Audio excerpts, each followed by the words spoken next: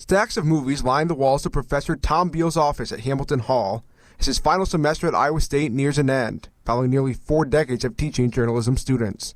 To understand Tom, you really have to understand his love for movies and love for the industry, but also his role over the last 20 or 30 years around here as being someone who is commenting on movies. Beell has been involved in movies nearly all of his life. The longtime professor started as a janitor at a movie theater when he was a teenager and eventually became theater manager.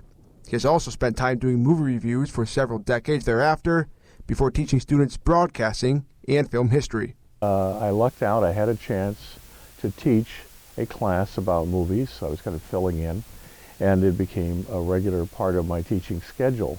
And so here I am in my last class at Iowa State teaching a class about movies, which I love. Since arriving at Iowa State in 1975, Beell is connected with hundreds of students. Well, I don't have a family, and there are certain people over the years that I've identified with. For whatever reason, we bonded.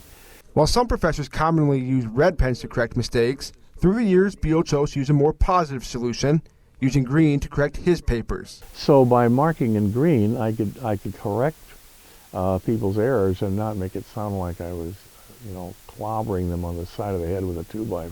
Tom was a little softer in terms of, yes, noting the errors, but also really wanting to encourage people.